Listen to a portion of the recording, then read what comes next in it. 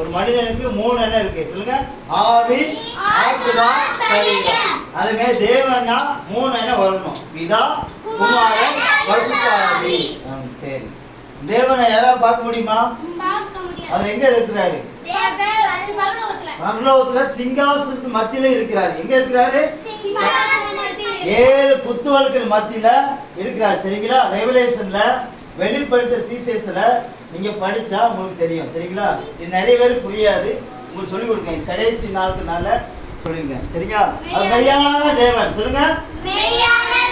நம்ம தேவன் யாரு? மெய்யான பேசுமுள்ள தேவன். பேசுவாரு.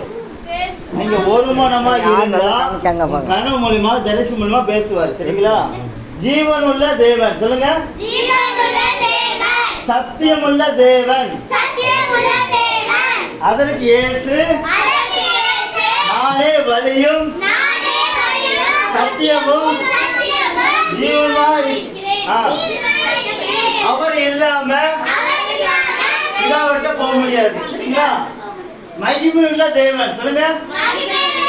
அவர் மகிமையுள்ள தேவன். சரிங்களா? சரி. சர்வ வல்ல தேவன். சொல்லுங்க. அவர் சர்வ வல்ல தேவன்.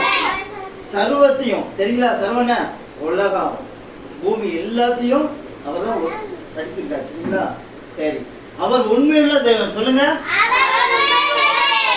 அவர் உண்மையுள்ள தேவன். சரி. அவர் பட்சிக்கிற அக்கினி. சொல்லுங்க. வல்லமுள்ள தேவன். ஞானமுள்ள தேவன். பரிசுத்தமுள்ள தேவன்.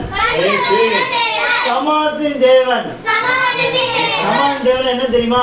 ஆவி, ஆத்மா, சரீரத்தை நம்ம பரிசுத்தப்படுத்துவார். சரிங்களா? அது அப்பதான் வரைக்கும் போக முடியும். அவர் கிருபையினால் அழைத்த தேவன். சொல்லுங்க. நம்மளுக்காக ரத்தம் சிந்தி 3ஆம் நாள் உயிர்த்தெழுந்து பரலோகத்துக்கு போயிருக்காரு. சரிங்களா? அந்த ரத்தத்தை விசுவாசிக்கும் போது உங்க குடும்பத்துல ரட்சிப்பு உண்டாகும். சரிங்களா? சரி. ரட்சிப்பின் தேவன். கண்மலையின் தேவன். சரி. இதுல ஒரு 5 பாயிண்ட் யாராவது சொல்ல முடியுமா? ஹெட்லைன். உங்க வசனம் ஃபுல்லா கேட்கல, ஹெட்லைன் மட்டும்